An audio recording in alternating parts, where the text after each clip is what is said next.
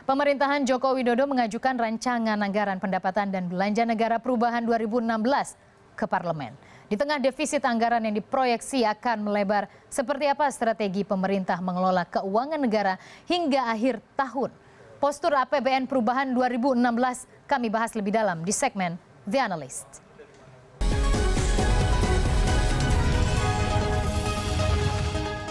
Sudah hadir di Studio 2 CNN Indonesia Ekonom Kenta Institute, Erik Sugandi. Mas Erik, apa kabar? Baik. Sudah lama kita tidak bertemu, ya. Dan ternyata kita lihat pemerintah kali ini akan kembali mengajukan RAPBNP 2016. Ya. Sederhana sekali, karena sebelumnya kita menginformasikan mengenai PNS misalnya. Ya. Seberapa signifikan ini akan berimplikasi pada penghematan yang ditargetkan oleh pemerintah di tengah penerimaan yang mereka realistis tidak akan mencapai target? Oke, saya pikir ya mungkin saya harus kasih background-nya dulu. Saya pikir melihat bahwa APBN tahun ini dan tahun lalu itu merupakan salah satu contoh planning yang kurang baik dari pemerintah gitu. Kurang baiknya di mana, Mas? Dalam arti pemerintah punya ambisi yang sangat besar untuk pembangunan infrastruktur, which is saya setuju bahwa pembangunan infrastruktur itu penting gitu. Tetapi di sisi lain pemerintah tidak cukup realistis dalam melihat target penerimaan. Nah, berbeda dengan target pengeluaran, di mana pemerintah bisa mengatur sendiri. Target penerimaan itu bergantung pada banyak faktor eksternal yang tidak berada dalam kontrol pemerintah.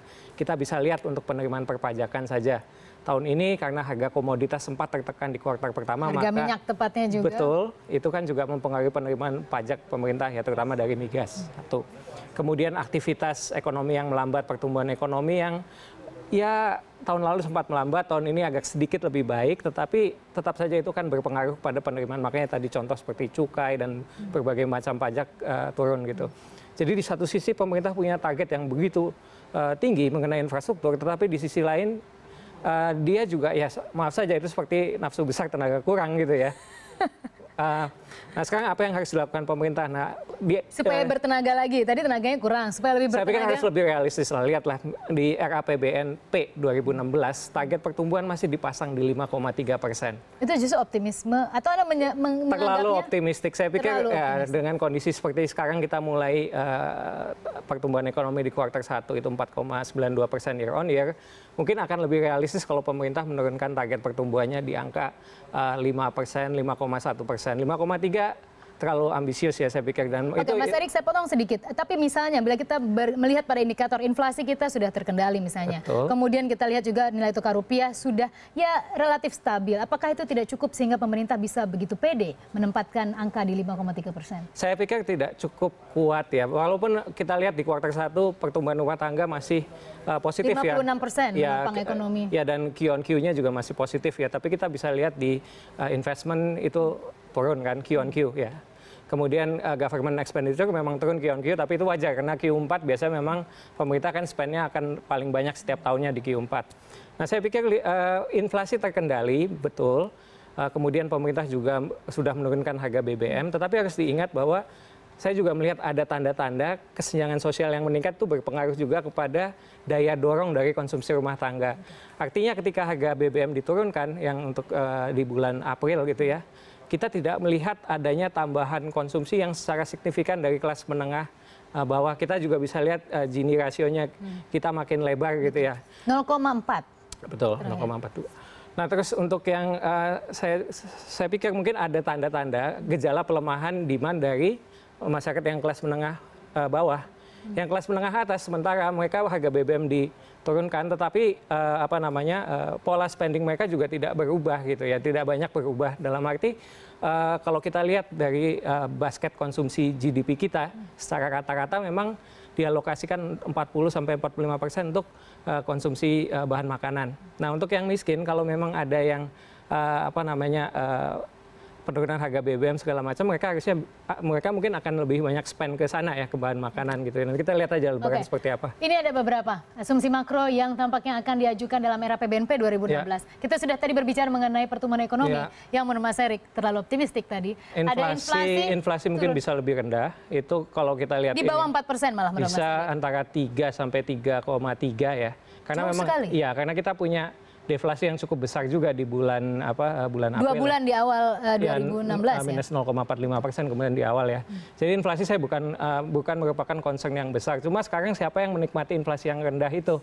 Apakah kelas menengah atas yang mungkin bagi mereka inflasi terkendali, tapi mereka mungkin tidak akan banyak mengubah pola konsumsi mereka dengan spend lebih banyak. Nah, kita lihat apakah impact dari inflasi yang rendah ini juga dirasakan oleh mereka yang berada di kelas menengah bawah, itu yang kita harus perhatikan. Ini kurs rupiah juga signifikan turun ke 13.500.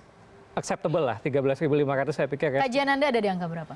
Ya antara sekitar itu 13.5 gitu ya. Itu kita kan memperhitungkan masalah noises ya, mungkin 13.5, 13.6. Tapi kalau kita lihat fundamental ya, tidak memasukkan faktor noises. Noises itu berkaitan dengan persepsi gitu ya. Fed mau naik, suku bunganya atau whatever. Itu rupiah tuh nilai parnya menurut fundamental hitungan saya ada di 12.8 sampai 13.3. Hampir mirip dengan Bank Indonesia ya? Ya. Angkanya di situ. Oke. Kemudian harga minyak mentah jauh juga ini akan berpengaruh menurut Anda ke sektor real? Harga minyak mentah justru untuk sementara kalau kita ditaruh di 35 mungkin pemerintah agak lebih hati-hati ya dalam melihat itu ya. Cuma kita sekarang melihat harga minyak Anda berapa proyeksi Anda? Antara sekitar 40 ya, 40-an ya. Di 40 dolar Amerika per barrel. Ya. Baik, kita kembali ke postur APBN. Saya lihat Anda sudah mensimulasikan secara singkat angka ini. Bisa Anda jelaskan bagaimana penerimaan, bagaimana juga proyeksi mengenai belanjaan? Yang saya lihat di sini adalah pemerintah kan melakukan cut di spending ya. Itu sebesar 48 triliun. Ada yang bilang 50 triliun tapi sebenarnya 48 triliun kalau di era PBNP. Itu belanja pemerintah pusat dipotong 36 triliun. Kemudian transfer ke daerah dipotong 12 triliun. Nah, dari sisi penerimaan ada penurunan di-cut ya sebesar 88 triliun, tetapi penerimaan perpajakan cuma turun 19,6 triliun. Yang lain adalah dari penerimaan negara bukan pajak yang turun 68,4 triliun. Jadi pemerintah punya asumsi bahwa tax amnesty ini akan berhasil, which is saya lihat ini agak seperti gambling. Artinya oke lah, kita nggak tahu apa benar 165 triliun bisa masuk ya. Kalau itu benar bisa masuk, selamat lah. Tapi versi BI justru sekitar 53 triliun yang berbeda dengan versi pemerintah. Nah itu kalau misalnya yang terjadi adalah di bawah yang versi pemerintah, berarti kan ada shortfall yang harus pemerintah penuhi kan. Itu resiko ke APBN. Makanya saya bilang agak seperti gambling gitu untuk tax amnesty. Tax amnesty sendiri mungkin banyak yang mengatakan tidak salah ya, karena ada negara lain misalnya di Afrika Selatan, beberapa negara Eropa berhasil gitu. Tetapi yang terjadi sekarang adalah seperti pemerintah terlalu reaktif untuk atau ambisius untuk menambal penerimaan tadi. Betul, saya tidak menyalahkan Kementerian Keuangan. Dalam arti memang maaf saja Presiden Jokowi sudah menetapkan target yang terlalu muluk-muluk gitu ya untuk kita lihat untuk 2015 kemudian 2016 gitu. Semua bekerja keras. Jadi kalau itu bukan berarti Kementerian Keuangan yang salah, tetapi ini adalah tanggung jawab kolektif juga bahwa memang harus ada yang mengingatkan pada Presiden, mungkin orang dekatnya, bahwa kita harus lebih realistis melihat posturnya seperti apa. Dan dari sisi penerimaan yang seperti saya katakan, itu banyak faktor-faktor yang di luar kendali pemerintah. Berbeda dengan pengeluaran yang bisa dikontrol oleh pemerintah. Oke, apa suggestion Anda untuk pemerintah? Bila memang kondisi realnya seperti ini dengan defisit yang akan melebar. Nomor satu ya, mungkin saya berharap angka pertumbuhannya diturunin deh. Angka penurunan dulu. Ya, kemudian lihat mungkin itu nanti dibahas lagi gitu. Jadi jangan terlalu optimistik di situ. Kemudian untuk mungkin untuk tax amnesty saya pikir undang-undangnya sih mungkin akan lolos ya, karena Golkar kan sekarang sudah jadi peta gitu ya. politik anggaran juga bermain. Tapi sekarang masalah realisasi uangnya masuknya apakah bisa sebesar 165 triliun. Bahkan saya dengar sekarang malah mungkin diharapkan bisa yang masuk 180 triliun, which is kan berbeda jauh dengan BI. Oke. Selain itu, apa mungkin ada solusi yang Anda tawarkan kepada pemerintah agar pemerintah bisa selain lebih realistis yang Anda sebutkan, ada sumber-sumber lain yang bisa dilakukan oleh pemerintah? Mungkin cut di spending ya, cut untuk yang untuk yang pengeluaran pemerintah mungkin harus di-cut. Termasuk tadi pengurangan PNS, menurut Anda cukup signifikan? PNS itu idealnya memang PNS, saya ada lihat dua isu ya. Pertama adalah memang jumlahnya PNS kalaupun memang mau dikurangin ya harus ada ini juga redistribusi juga, karena isunya sebenarnya bukan hanya masalah jumlah PNS yang besar dan PNS yang besar itu biaya negara. Ya, itu legacy dari masa lalu, karena pada waktu itu di zaman Orla waktu itu PNI kan ingin menang ya di pemilu, mereka rekrut ya PNS banyak, kemudian dilanjutkan oleh Golkar, mereka rekrut banyak juga. Sekarang kita ingin rasionalisasi, tetapi perlu diperhatikan juga adalah masalah redistribusi sesuai dengan skill ya. Banyak PNS itu yang kebanyakan berfungsi sebagai tenaga administratif, padahal kita butuh tenaga kesehatan dan pendidik. Kesehatan dan pendidik menurut Anda lebih prioritas? Ya, itu yang isu yang pertama ya. Isu yang kedua, kalau mau rasionalisasi, perhitungkan juga dampak sosialnya. Mereka belum tentu siap dalam setahun tiba-tiba harus kehilangan pekerjaan gitu. Nanti ada efek dampak sosial ekonomi politik. Pemerintah harus benar-benar mengkaji bagaimana dampak seperti yang Anda sebutkan. Sosial dan juga tadi distribusinya tadi. Baik.